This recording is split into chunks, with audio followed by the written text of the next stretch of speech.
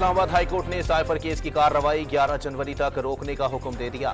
Justice گل حسن اورنگزیب نے ان camera trial کے خلاف درخواست پر مختصر فیصلہ سنا دیا۔ شاہ محمود قریشی کے جسمانی ریمانڈ کی استدعا مسترد۔ سیشن کورٹ نے 9 مئی مقدمات میں سابق وزیر خارجہ کو جوڈیشل ریمانڈ پر اڈیالہ جیل بھیج دیا۔ الیکشن کمیشن کا پی ٹی آئی کے انتخابی نشان پر پشاور ہائی کورٹ کے فیصلے سے متعلق اجلاس ختم۔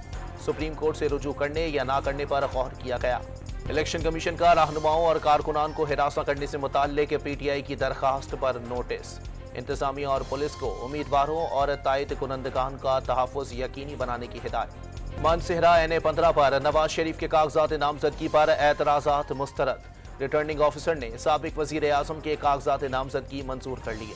الیکشن کمیشن نے نگراں وفاقی وزیر فواد حسن فواد کو عہدے سے ہٹانے کی درخواست مسترد کر دی۔ فواد حسن فواد کو عہدے پر برقرار رکھنے کا فیصلہ جاری۔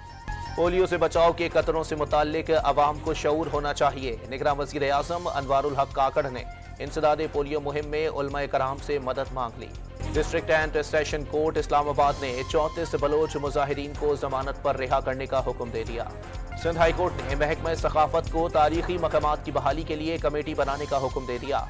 شہروں میں کلاک ٹاورز کی بحالی اور ارد گرد تجاوزات ختم کرنے کی بھی ہدایت۔ الیکشن ملتوی کرانے کی کوشش کرنے والے چور دروازوں سے آنے کے بجائے زور بازو آزمائیں۔ کل تک الیکشن کے لیے تڑپنے والے آج بھاگ رہے ہیں۔ رہنما آئی پی پی فردوس عاشقوان کی میڈیا سے گفتگو۔ ملک میں زمینیں بنجر اور پینے کے لیے پانی نہیں، ہر طرف غربت اور کرپشن ہے۔ امیر جماعت اسلامی نے کرپٹ اشرافیہ کو ملک کی ترقی میں سب سے بڑی رکاوٹ قرار دے دیا۔